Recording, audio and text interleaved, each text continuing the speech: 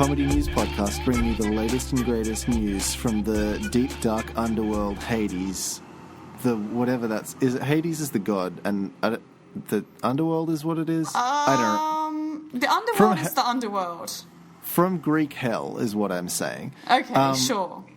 But anyway, we've got bringing you stories from there. My name's Chris Bolson. And I'm Alison Hoare.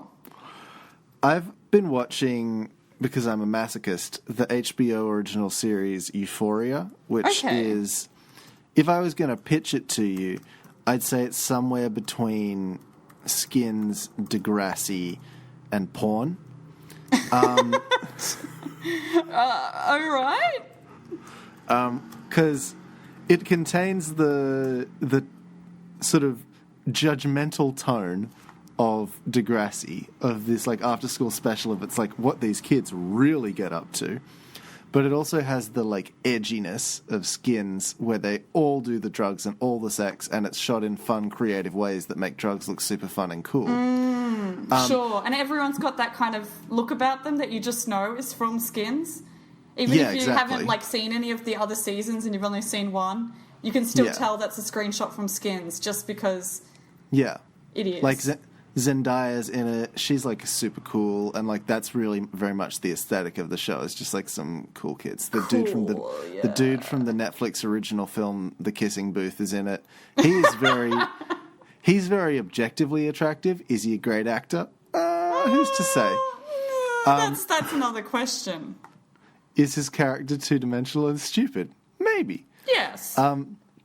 But the other aspect of this show is the sheer number of penises that they have on screen, which I respect, because, like, there's the occasional boob, but this is the first show I've ever seen where the penis count handily outweighs the female nudity count. There's one scene that's like a boys' locker room scene that has something like 30 dicks in it, which is a considerable number. That's a considerable number. But I am slightly uncomfortable with the fact that I guess all these actors are overage.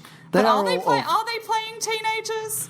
Oh, 100%, yes. Yeah, okay, sure. There's but like, is the target audience of this show teenagers? I think the target audience of this show is both you, the teenager, and also your mum, who's trying to figure out, and also me, apparently. Your mum who's trying to like understand the teens and how the teens are behaving these days. But also is like scandalized by what the teens get up to when they're not around. I don't know if you ever went to many house parties in your youth. I went to a lot of house parties in my youth. Okay, see, I didn't go to many. Now, can I explain what I mean by a house party, though? There were a couple of friends who often had get-togethers at their house. The first friend had a pool, and she also had a computer with internet access, so we could play Neopets. So, look, generally the way a party would go there is we'd go in the pool until it's too late to be in the pool, and then we'd play SingStar, and then when her mum went to bed, we'd go on the computer and play Neopets. So that's a pretty cool teen party. So, like, would people, like, do ecstasy and then, like, fuck in the pool? Like, that kind of cool stuff? There would be some people drinking maybe some vodka cruisers and have, like, half a sip and be like, oh, my God, I'm so drunk. Oh, so you're just talking like they're walking around with, like, 2 bottles of vodka just, like, chugging from the, like, bottles directly? Like, that kind of cool stuff? I'm talking about a vodka cruiser, Chris, here. Oh, we have to, like, be specific in that a vodka cruiser is probably 90% cordial sugar and then a little bit of alcohol just to top it up. Now, the other type of house party that I went to, which did involve a lot more alcohol, in fact, probably too much alcohol for, teens, but mostly that involved, like, 5 people sitting around the Hills Hoist clothesline in the backyard on green lawn. On, like, the green plastic lawn chairs, the ones that everyone seemed to have. Yep. Yeah, so it was like 5 people sitting around the Hills Hoist on lawn chairs, and there probably was a lot of goon happening, but mostly it was lawn chairs and eating Doritos or other, like, naughty snacks that we got. So that was probably the most wild our parties got in the emo section of the school. One day, when we're both more successful, can we please write at least a pilot for an Australian country-based teen drama / comedy called Goon. Oh, yeah. Big time. And, I'm picturing the exact party aesthetic where it's, like, there's not really any outdoor lighting. There's just kind of the one porch light from the room, which, like, the porch light, which is lighting the outdoor area slightly. And everyone's sitting around drinking Goon around the Hills Hoist. And, there's a lot of mosquitoes happening, and there's some Doritos, and occasionally, like, you'll see the mum, like, open the blinds of the house a little bit and peek out just to check that the kids aren't up to anything too naughty. Yeah. And so I'm sort of picturing kind of like a cross between the In-Betweeners and, like, just something really boring with very little happens. The thing with, like, the British comedy, the British, like, teen show scene is you've got Skins, and but really everyone thinks teen life is cool like the Skins. Not the Skins. Everyone wants teen life to be cool like Skins, but in reality, the In-Betweeners is a much more realistic. It's a much more realistic depiction of teens.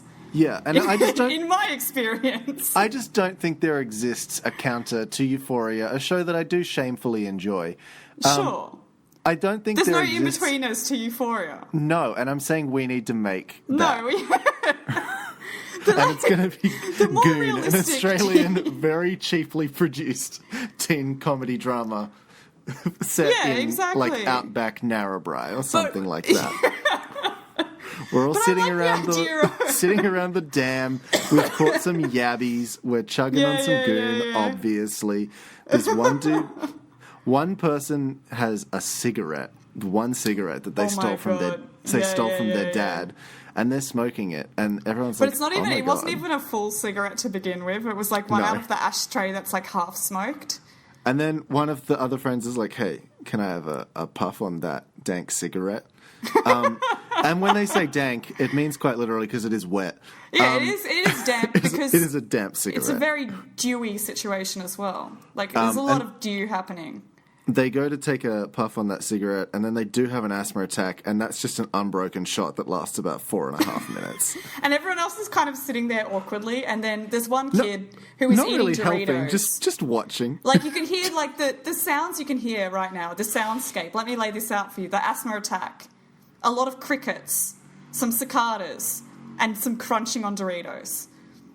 And the Doritos, I'm going to have a lot of fun doing the Foley work for this show because we're going to close mic the shit out of those Doritos. Yeah, absolutely. Each crunch is going to go directly into your skeleton. It's going to be so good. So everybody, tune in. Goon launches 2021. We're going to pitch it to, I don't know, someone. Someone will buy this. If anyone wants to make this show... Yeah, if any of our listeners have money, please contract me and Alice to make a TV show. We can do it on the cheap, I think. Oh yeah, I think. Well, yeah, we can do it. All we need is like a camera and craft services and some teens. Enough money to pay some teens and some adults who look like teens. Maybe. Here's the thing about teens, Alison. You don't have to pay them as much as adults. So... Well, okay, sure. Well, let's get 18-year-olds so then we don't have to, like, deal with their parents. But also they're in uni, so they're pretty desperate for money, so we'll work for cheap. We do need, like, pimply ones, though. Like, we need them to look like teens. Like, proper...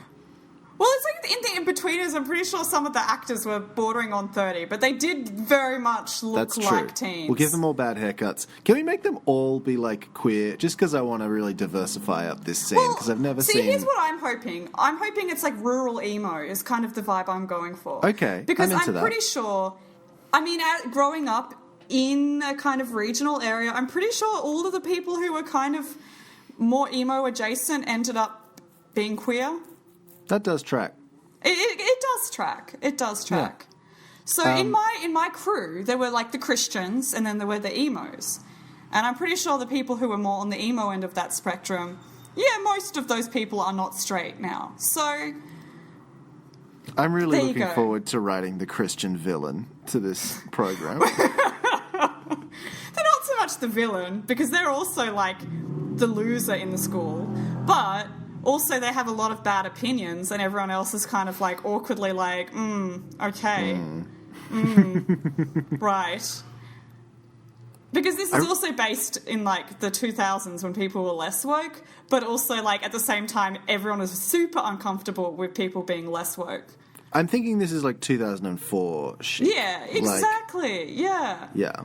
Like, people were using flip phones, and the person with the Motorola Razor had a rich mum, and that was really cool. Let's start making the podcast, because otherwise I'm just going to... Otherwise, I would genuinely love to talk about this hypothetical show for hours. I actually want to do this one day if we ever have money. Review our hypothetical show. Exactly. If you get any ideas as the show goes on, feel free to pitch them. Absolutely. I'll throw them right in the ring. Please do. Do you want to start us off with a story that's not about the TV show Goon 2021? Coming to the ABC, probably. Well, yeah, the ABC is the only one who would buy our show if they had money. It will be rated at least M. There will, because I'm writing it, be a considerable amount of coarse language. Oh, absolutely. And there's just the for teens, realism's so they're sake. edgy. Yeah. They're edgy. I don't think it's going to be edgy in terms of like drugs or sex or anything. I think we're just going to say... they're just edgy in terms of the kid drew a dick on their book in the little corner and showed it to their friend. Like, and they do say fuck a lot. They said, hey, Christopher, and they lifted the corner and you could see the tiny dick, and you're like, it's so funny. Yeah. It's like, hilarious. It's just hilarious. Especially because it's a tiny dick. Oh my god, it's so fucking funny. So funny. It's so funny. Oh my god. Anyway, so let's get into this story. I'm bringing us a story from the UK, I think. Oh. Yeah, well, it's from Devon. Devon sounds like it's a place in the UK. Across the pond. Across the pond, from the motherland. From the hamland. From the colonisers, the land of the colonisers. Yeah, they did some fucked up shit. Some really you guys should fucked up apologise. This story, I did initially click it because I really liked the picture. And let me just explain the picture to you. Mm-hmm. There is the man, Bill Jones, who is kind of the star of this story, I believe. And Bill Jones is kind of somewhat in the background of this shot, looking it's like a shot of him, his upper head down to his torso. Okay. And in front of him, he holds a plate with the object of the story sitting on the plate, and his face looks absolutely shocked and amazed at what he has found.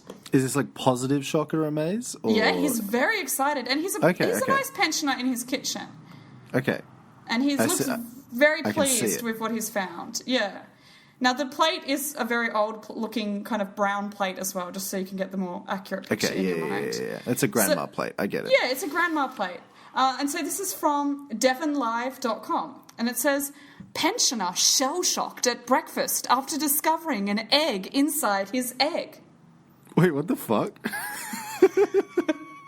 That's some Inception shit. That's some Inception shit indeed. It's a babushka egg. I didn't know that was a thing. Sitting on the plate that Mr. Jones looks upon with such shock and amazement is the titular egg.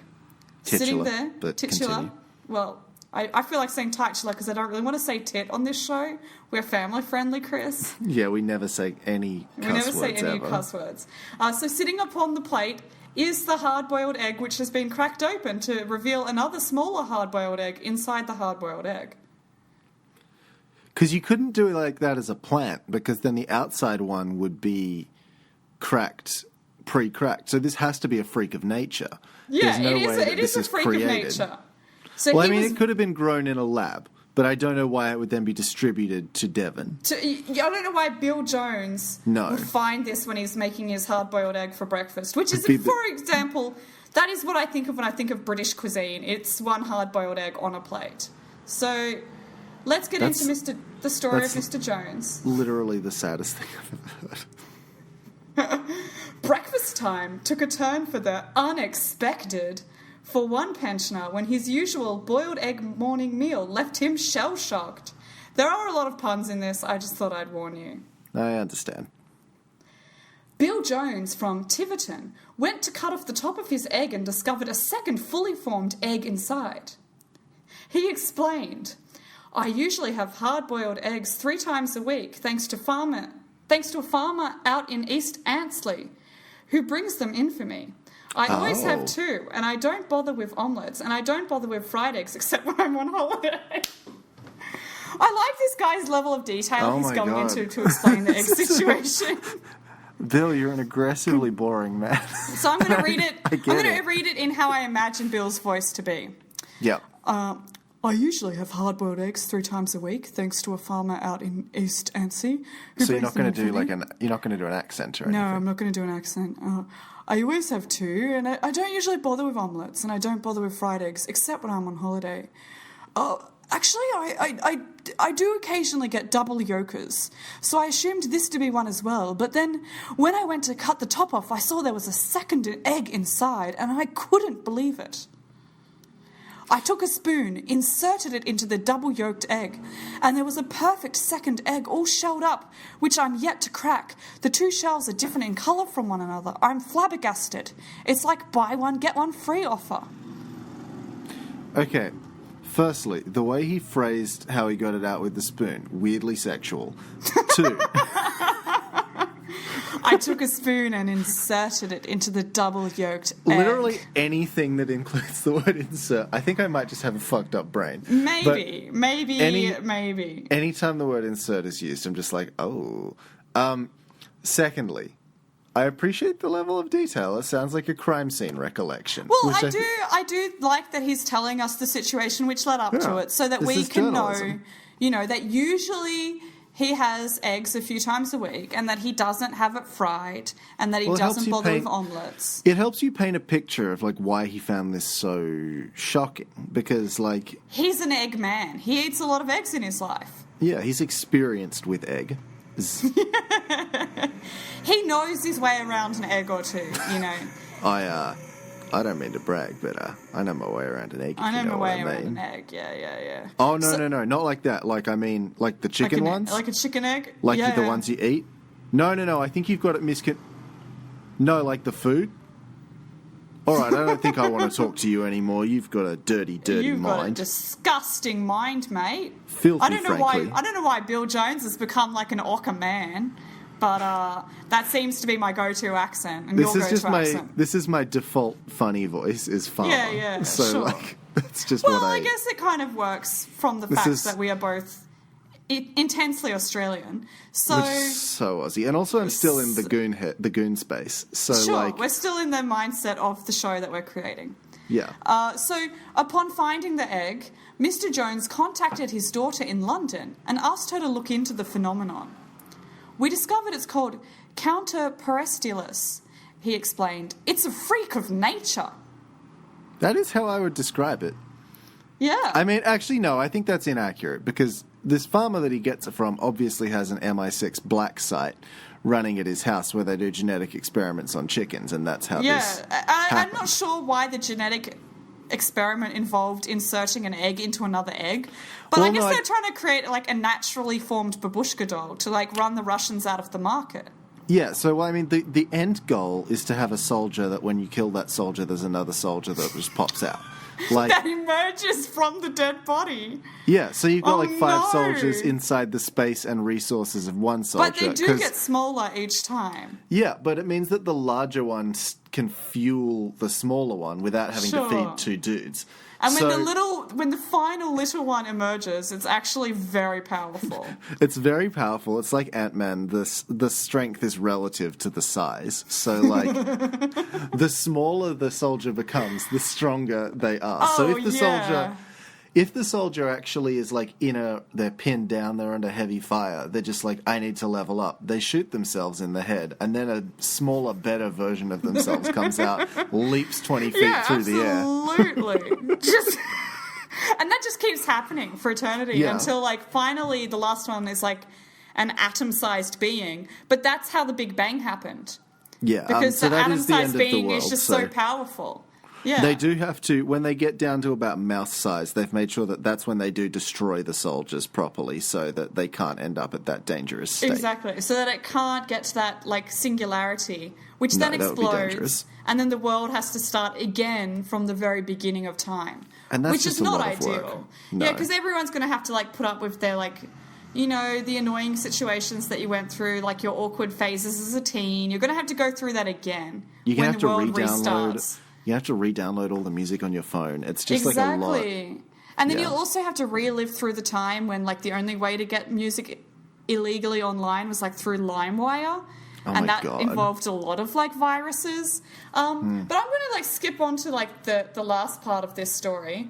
It talks a little bit about the phenomenon of the egg, but... Look, I do think the more interesting story of this is the story of Bill Jones himself. Because the journalist then continues, and it says...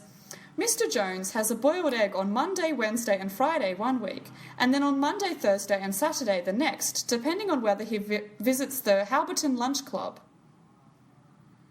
He is now keeping the egg to show friends and family, as well as Claire and John Wan from Merlin Eggs, based in East Anstey, who have been delivering eggs to Mr. Jones's home for more than a decade. Okay. 13 years ago, I started helping Claire out as the farmers are getting a rough time thanks to the supermarkets. I said to her that I would go out to her farm to get my eggs. Then I had to go in and have my knee replaced, and so I said I wouldn't be out here for 6 weeks. Then she brought eggs in for me. She started bringing them in, and I suggested she could sell more eggs, so I asked all my friends if they liked eggs. So for 13 years, once a fortnight on Monday, she would bring in 120 dozen eggs and put them in the garage. People would put the money in an honesty box and then have them.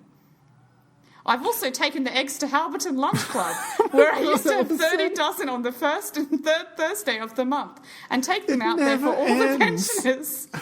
I made a penny. It was my contribution against greedy supermarkets who screwed the British farmer. William, stop. So the journalist here, Lewis Clark, has made a very interesting choice in deciding to just publish everything that Bill has said. Lewis, you've written the world's most boring biography. Why did you do that? So you have an interesting story here about, like, a strange phenomenon. That he's chosen to ignore entirely. Your focus is on Bill's egg-eating habits as opposed to, like, this interesting natural phenomenon. Like, okay, another way to approach this would have been to, like, talk to some kind of scientist who could explain the phenomenon and then find other examples of that phenomenon. That could have been interesting. But instead, he's like, I wonder how often Bill goes to the Halberton Lunch Club. And how many times a week do you eat eggs, sir? And on which days do you eat those eggs? I read the news for 3 potential reasons. One, to learn about ways in which I'm privileged that I did not previously realize I was privileged and need to think about. 2, to learn something horrible has happened in the world and cry myself to sleep. Or 3, to escape into a world of fantasy and wonder at some magical, scientific or non-scientific miracle that has occurred. This could so easily have been the third one, and it unfortunately does not fit into either of the other 2 categories. And it doesn't fit into any of the 3 news categories, and therefore it is worthless. Yeah, look, I'm not sure, but I feel like, if you were in the category of wanting to know about pensioners' dietary habits, you could learn a lot from this article. It's like if I wrote an article that was like, I went to the store and I bought an avocado and it had some weird lumps in it, and that's the story. Yeah, but then the rest of the story is you then explaining about how often you eat avocados and why you choose to buy avocados from that store and not the other store. And also, like, all your mates who also like avocados and that you're going to show them this avocado because it's quite funny. Does anyone else's avocados have cancers in them sometimes? I find it very disconcerting when my avocado has lumps. Can avocado cancers be passed on to human beings? Have I Googled that? 100%. Can I catch cancer from my avocado? I have not found a definitive answer on the internet.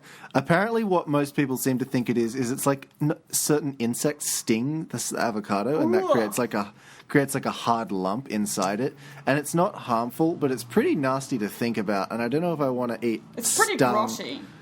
I just don't want to... I just think you should check your Facebook feed because you can see very clearly the picture which I was describing before and which indeed made me want to click this story. Oh, Jesus.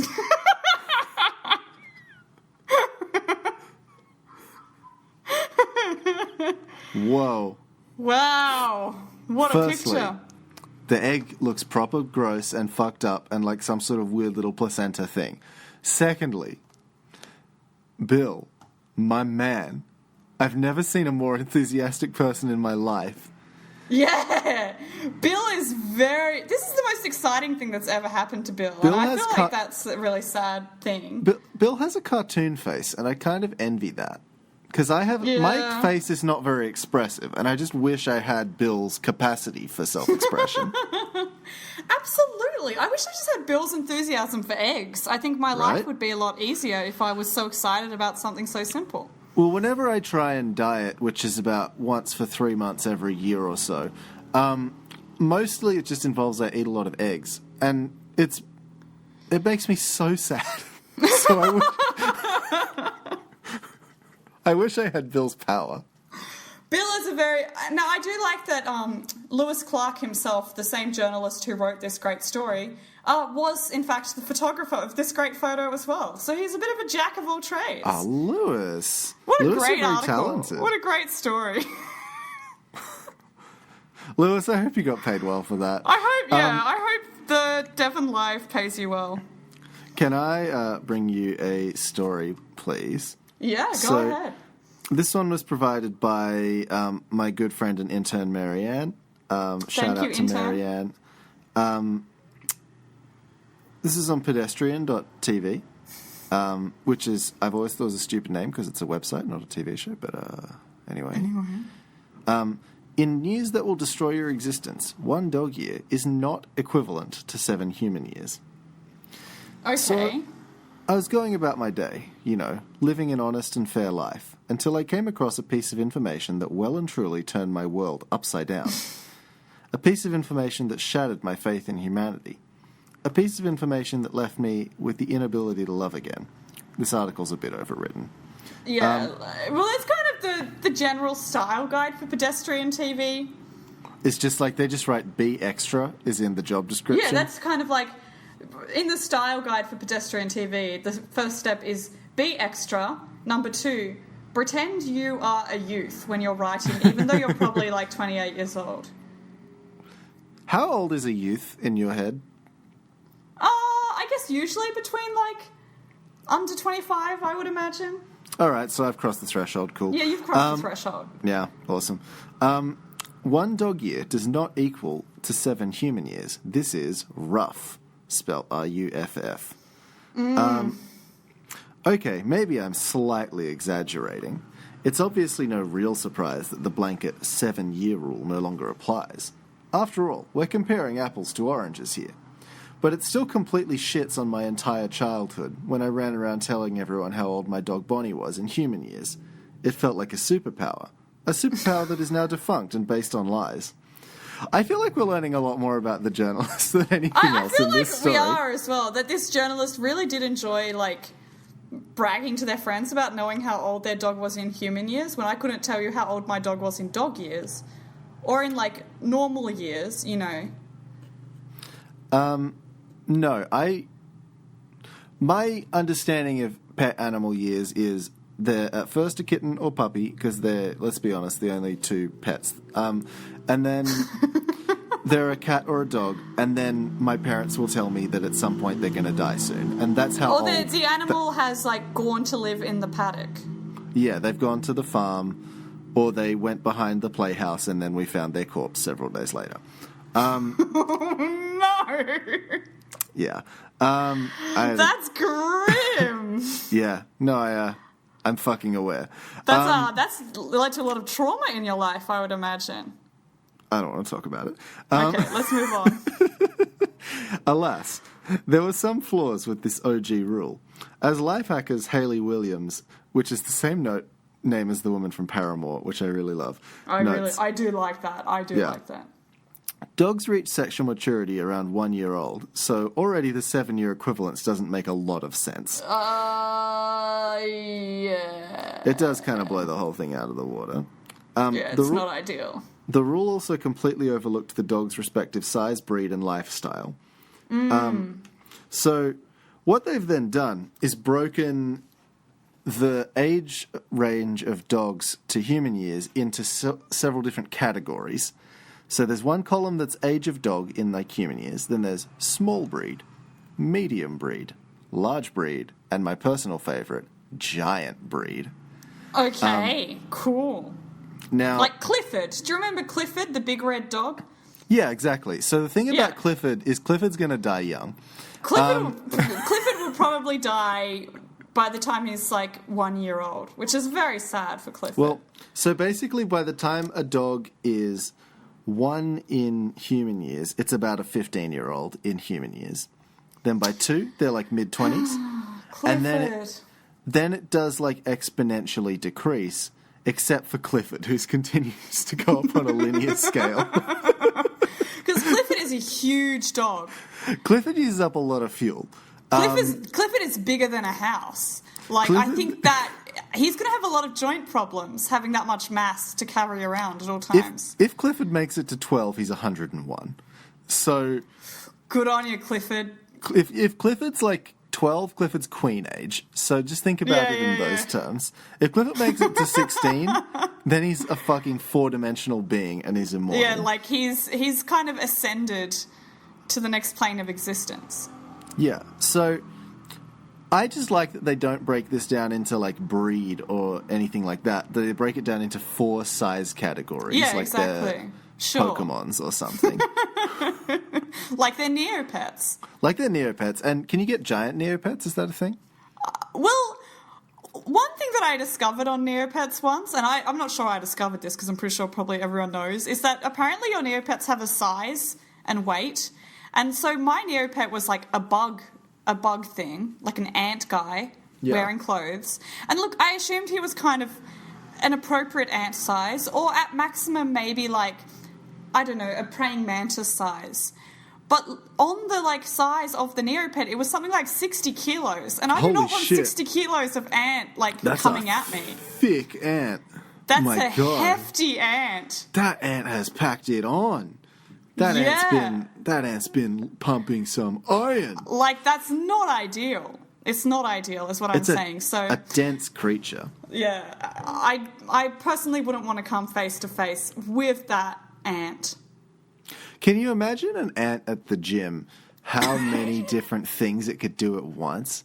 Like, because it's got 6? No, yeah, it's got 6 legs. It's only got 2 more appendages than we do, but it means it could be curling 4 like things at the same time. And it could also be squatting at the same time. Like, yeah, doing curls and squats. Doing sit-ups as well, because it's got an opposable thoraxy thing. So, like, it can do the yeah, that's true. It can do crunches at the same time. So, like... Oh, God. I'm just saying I think it would be a majestic display of seeing an ant with... Like a 60-kilo ant a at the gym. 60-kilo lump of ant at the gym doing crunches, a dumbbell in each of its 6 hands. Well, actually, no, it's only got a dumbbell in 5 of them, because on one of the hands it's using to take selfies in the gym mirror while it completes this routine. The 6th dumbbell is between its pincers in its mouth, and it is using its... Okay. Why don't bodybuilders ever lift weights up with their teeth? That's my question, and I want to see that, please. You know, I used to be obsessed with reading the Ripley's Believe It or Not book as a kid. I really liked it.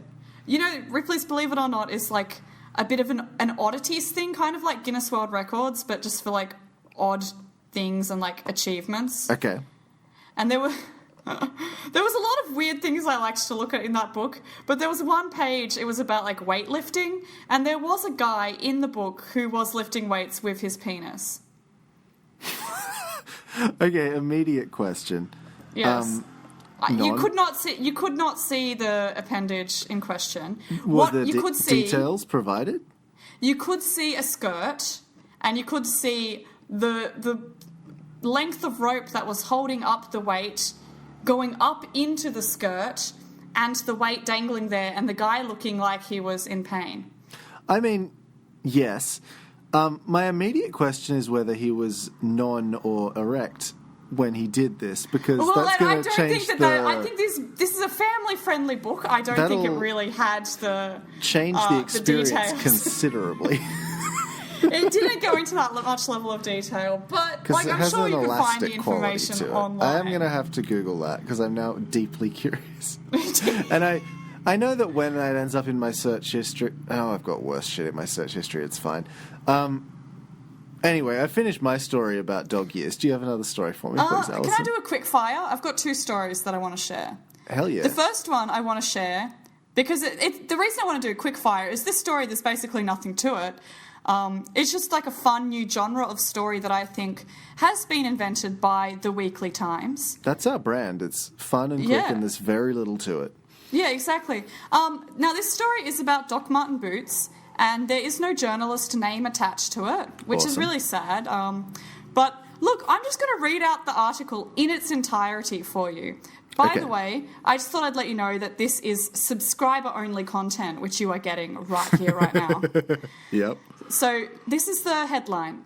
Vegans help boost Dr. Marten's plastic boot sales. Okay, now... I don't think it's Dr. Marten right off the top of the... Yeah, anyway. So I'm just going to go right in and read the story in its entirety. This subscriber-only content. Right out of the Weekly Times. Yep. Just when you thought the vegan movement couldn't get any sillier, it steps up to another level of stupidity. Oh my News God. is out this week that sales of vegan products have given Dr. Martens a kick in the right direction.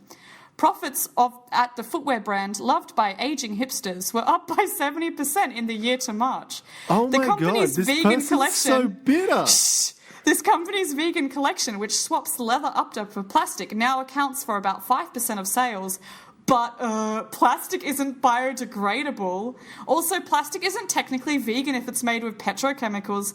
Then again, some vegan food tastes as if it's made from plastic. So maybe that's an ethical bridge already crossed. Full stop, end of story.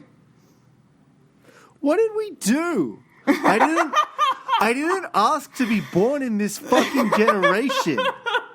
I didn't ask to be. I'm just here. I'm just trying to do my fucking best. And could you get off my back, you old fucks? Oh my God. Now, the new genre of content that I think this is Facebook comment that someone left on another article about Dr. That's just Martens. like an old angry man came on a page and then it just morphed itself into that text. And then it came at me and it made me feel bad inside. And then this is... Jesus. This is subscriber-only content, which is a grand total of, let me count the lines, 1, 2, 3, 4, 5, 6, 7, 8 lines of content. Well, if you are paying money to hate me specifically, then I guess you get money well spent, good value, you Now, fuck. let's scroll down to read the comments on this article, and there's Jesus. one comment from Andrew. And Andrew says, shows how ridiculous vegans are. I'm sorry, who hurt these people that, like, they're so angry at people buying footwear? Andrew, I'm going to pop the tires on your car, my dude. I'm fairly confident that these people have probably bought plastic shoes at some point in their life thinking it's actually real leather because Also, they don't seem very smart. There's a difference between being vegan and an environmentalist. They're different things for different reasons. Vegan's all about aminals, and environmentalists about... Yeah. Environmentalist is about both aminals and plants. Also, So, follow-up point about, like, the fact that the shoes, plastic isn't biodegradable. I don't know how often, like, this guy buys Doc Martens, but I bought one pair of Doc Martens and I've had them for about 7 years. They last a long time. You're not exactly, like, single-use items. They may not be biodegradable, but they're also not, like, concrete degradable, and that is a good quality for a shoe to have. They last a long time. So I don't know, like, why it matters that they're not biodegradable. I have a pair of leather boots, and I guarantee you, those motherfuckers are biodegradable. I've put that shit to the test. So, like, yeah, I can see the appeal in shoes made out of this hell material that lasts until the heat death of the universe. Like, yeah, I just don't know why this is in, like, the opinion section of this random newspaper. It's like 3 lines and it's very sad. Very sad content. Well, we've had our millennial venom for the week. Do you have any... What was the next story? Well, I've got another story about products and consumerism here, since we're on that topic. I just adore both things. And this is actually from Gizmodo, which is owned by is owned by Pedestrian TV, funnily enough. Oh. Yeah, well, there you go. It's part of the Pedestrian group of publications. I did not know there was a Pedestrian group. Gizmodo, Kotaku, Lifehacker, Business Insider, Pedestrian TV, Pop Sugar, and Community. They bought the people that got shut down by Hulk Hogan. They sure did. So now I guess Gizmodo is, there you go. Whatever their name was that I forget. I'm curious about what this Community site is. Oh, it's Kinja. Kinja is a comments platform that sucks. That all of those websites. Sure. The AV Club uses it too. I was thinking like the other kin, like the Tumblr thing where people say that they're like actually Sherlock Holmes in spirit, and I thought it was like a website providing news for this community, which I'm like, okay, sure, that's very specific. But I'm never sure what I'm supposed to think about that community. I haven't done enough research to have an informed opinion. Look, I guess it's a niche publication, but it's not that. Anyway, so this is about Apple and the new Apple credit card, which has been released. Oh, Jesus. Yeah. Well, which is soon to be released. And look, I think it's kind of... It's got some fun things. So I'll read the headline first. This is by Jennings Brown, which is a very cool name. So it says, Apple, our precious credit card must be handled like a delicate flower from heaven. This week, the Apple Card became available to the masses in the US, but early adopters who choose to also obtain the physical card in addition to the iPhone-based one may want to store their delicate sliver of titanium in a vacuum-sealed glass box. Apple Insider first reported that on Wednesday, a How to Clean Your Apple Card guide was added to Apple's website, giving some specific instructions about proper care for the credit card. The support page also serves as a good reminder that this is not just a new credit card, it's a delicate, coveted Apple product that should be handled sensitively. Well, that's profoundly disturbing. The explainer advises against putting the card in contact with denim and leather, which... Dude, that's the two things that pants are made out of. Yeah.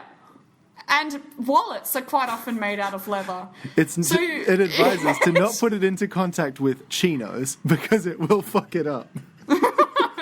It's saying, do not put it in contact... And there's more advice here. It says, denim and leather... Are you allowed to put it in contact with human skin, or is that going to damage it too? No, the human skin might have bacteria which could, or like moisture. So it says...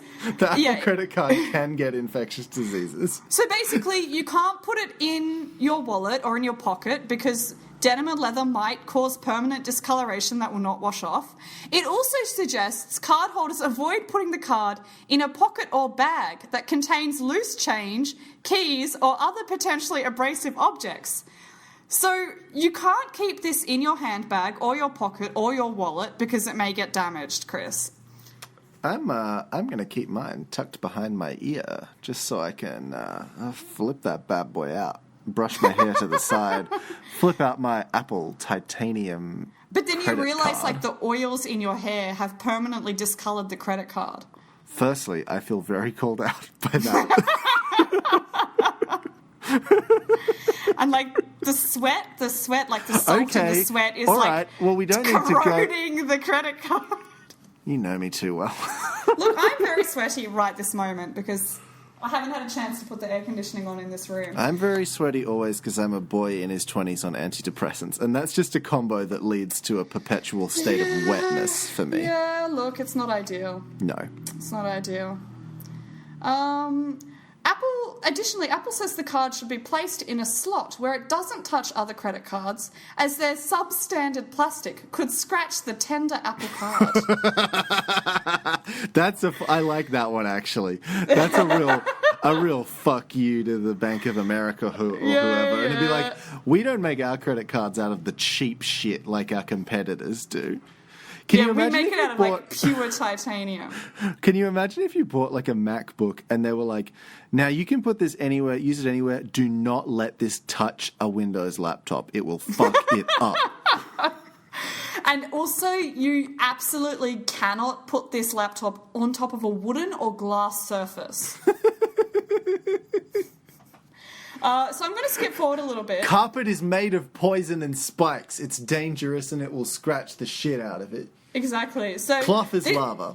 Fortunately, Apple has released a product to help you store your new Apple credit card. It says, fortunately for concerned Apple card holders who don't want to risk ruining their card, there is a US $980 gold-coated titanium and carbon fiber wallet that is marketing itself as an ideal Apple card container. Is this an Apple product or is this It is an Apple card product, I believe. Let's have a look. God. I can't imagine Apple having the gall to sell that. But at the same time... I'm clicking through the link to see what it is. Yeah, I'm very curious. I'm on their website. I am taking a look. I don't know if this is actually made by Apple or not. That's my question, is whether it's an Apple official TM product or whether it's just something they're selling. Well, it's by... I don't think it's an Apple TM product. Okay, right. But it is probably an equally pretentious-looking company called Grey. And this is the product. It says Vanadium Titanium. One day I want to see what kind of corporate name I can get away with. Like, can I make a company that sells gift cards, but can I call the company, like, just TM? Yeah, absolutely. So I'm going to read you a little bit on this page, actually, because I think this is great. Okay. It says, the inspiration. Perfection is attained not when there is nothing left to add, but when there is nothing left to take away. We created the Vanadium with an aim to strip your wallet down to its most essential and minimal form for the world of tomorrow. With the pervasive spread of card-accepting venues and the advent of mobile wallet technologies, the world has started to transition into a cashless and coinless society. In this future, the Vanadium will be the only wallet you will ever need. By the way, the Vanadium is just like a little metal container which you can put your card in. The language in this ad is why people get body dysmorphia. Like, this is not...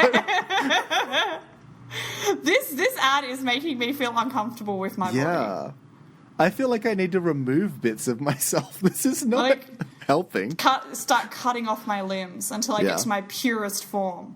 Which in my case is just going to be a sphere from one, side of me that's just a sphere. Mine might be, might just, It will probably just be, cutting it down until you get to the brain, and then that goes in a jar, like on science fiction, and that's, then in the future when people reanimate my brain, I'm like, I am the most pure of all humans because I am simply the consciousness only.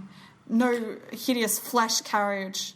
I would like to just have one, a slice of myself about as thick as a piece of deli meat, just taken, from right down the middle of myself. It's just one long slice of Chris deli meat. I think that's my perfect minimal form. But it has to be, a really, advanced deli meat slicer so it gets the bone as well. Shall we finish up with your story? Let's do that. And this is a story that you've almost certainly read, but it's too delightful. I absolutely have read this. And everyone in Australia with a good brain between their ears has probably read this story, but the majority of our listeners are no longer Australian, so, fuck you all, I'm sorry. This is the greatest story in Australia this week, in fact. I feel very comfortable saying that. It's got intrigue. It's got mystery. It's got rivalries. It's got passion. It's got coffee. It's got everything you need in a story. This is from The Guardian, an actually good newspaper. The headline is, The Great Australian Cafe War. He thought he was the best customer ever. But was he? When Fraser Harvey crowned himself his local coffee shop's #1 customer, he thought he had no competition. He was wrong. I like that he was wrong. That's a good touch, I think. Yeah. This is written by Naman Zhao, who's a good journalist that I like and follow on Twitter. Great. It all started on Monday when Fraser Harvey walked into his local cafe in Melbourne's city centre. To mark his constant visits to the Sensory Lab outlet on Collins Street, he put up a small poster that crowned him as its favourite customer. This is just a little, much like a cat pissing on stuff that he doesn't want other cats to come towards. That's just editorial by me there. Yeah. What began as a fairly uncontroversial, albeit quirky statement, soon became a quest, then an obsession, which has so far involved a projector, bespoke loyalty cards, custom uniforms, and after new developments on late Friday afternoon, a permanent tattoo. The permanent tattoo has been added since I last read this story. I'm intrigued to get to the end now. Oh, it's extremely good. 2 hours after Harvey put up his picture, he returned to find that someone had usurped him. A framed certificate claimed an anonymous rival was Customer of the Week every week. It was the first of many shocks for Harvey in what has become a week-long battle with an unstoppable foe who refuses to give up. In an escalating series of antics, Harvey returned with his own frame, an even bigger one. But then... The picture that's attached there is very funny because the frame is bigger than the man in question. Yes, the frame is extremely large. It's larger than his arm width, and the size of the image inside it is just a single... It's just a standard A4 paper. It's just a piece of A4 paper inside, like a photo frame that you'd see like a Van Gogh in. Yeah, like, exactly. But then, his tormentor-in-chief obtained equipment to project her face all over the entire store. So she's set up like an actual projector inside this coffee store and is just like projecting her face and Customer of the Week every week up onto the wall, presumably with the consent of the staff, in what is a real power move there. Oh, it's a huge power move. On Thursday, Harvey told Guardian Australia he had finally put a stop to the madness by printing cards for the Fraser Harvey Memorial Loyalty Coffee Program and crafting shirts for the staff with his face on them. The Melbourne resident declared victory and said he hoped this had brought an end to the shenanigans. I think I can speak on behalf of the staff too when I say I am certainly the number one now. A lot of people are asking me why it's a memorial program when I'm still alive. It's gravitas. Really commands the respect of the other customers. The saga has delighted onlookers, both in person and online. But Harvey said he still knew nothing about his rival. We've never met, but I'm sure it would be incredibly thrilling for her to meet Sensory Lab's number one customer. But on Friday, Fraser's foe unveiled her masterstroke. Jesus Christ. A permanent tattoo of a Sensory Lab coffee cup. Revealing her... This coffee shop is just like, this is the best marketing this coffee shop has ever had. Oh yeah, they're never going to top this. They're going to make so much money off this. Revealing her identity as Harriet Noel, an urban planner who works above the cafe, she told Guardian Australia she was now clearly the cafe's favourite customer. The founder of Sensory Labs, Salvatore Malatesta, said that in his 25 years in hospitality, the rivalry was the most exciting thing I've ever seen. Which, that's not shocking, and it's a little bit sad, but also it's a bit very sad, good. But I get it. And no hoax. When I first saw it, I thought it was two creative agencies setting each other up, he told Guardian Australia. Or I thought they must know each other. They work in the same office, but they never met. Noelle says she was just a coffee fan who worked above the shop. I go down there twice a day for coffee. The staff are amazing. We've hung out outside work before. It's kind of like visiting friends. The urban planner agreed that she was competitive. I definitely thought I had won with the projector, she said. I was pleasantly surprised by the fact that he came back with the shirts and the cards. I thought that might have been the end of it, but I had this overwhelming urge to one-up him once again.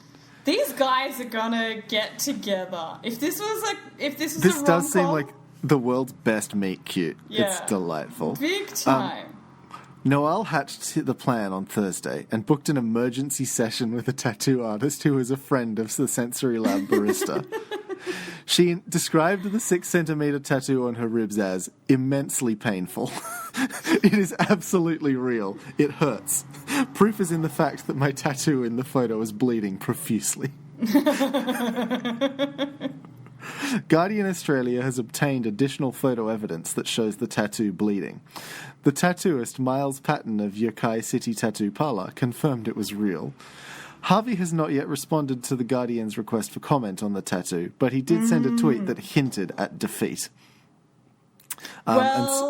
hinted at. There's still time. He's tweeted, "I may have just lost. She's up to the game." But he's downloaded the image and then re-uploaded it from his phone. So I think you could be right in terms of this meet cute. Yeah, that's a flex, hey. Yeah.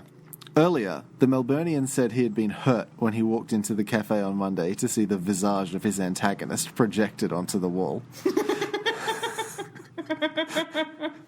The visage. God, this is such a well-written article. Right? Everyone should donate money to The Guardian, by the They're way. so It's good. a great news outlet. Paper. And they provide a lot of great content for free and actually genuinely very good journalism. So donate money to The Guardian. You don't have to give a lot. You don't have to subscribe. Just make a donation. Just help, because otherwise all you got is Rupert, and I'd rather kill myself. That's not ideal. It's not great. Malatesta was able to shed some more light. Customers were weirding the fuck out because she wheeled in that projector. She was there, trying to get her face exactly where she wanted it. If only they'd filmed it. It was like a Seinfeld episode. Well, it makes sense how she got the projector if she works upstairs, because she probably just, brought it on down from the office. It's just a work... that's a work expense that she's used. Absolutely. This is a tax deduct... Fuck, I have to do my tax. This is a tax-deductible business expense. Despite the glossy finish of his cards and fine stitch work of his shirts, Harvey said they had only taken 10 minutes to get made, and he was prepared to do more if required. Well... And this is my favourite bit.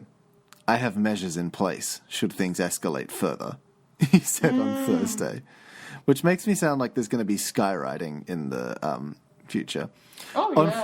On Friday, Noelle expressed the same sentiment, saying she would go as far as she needed within the limits of my finances.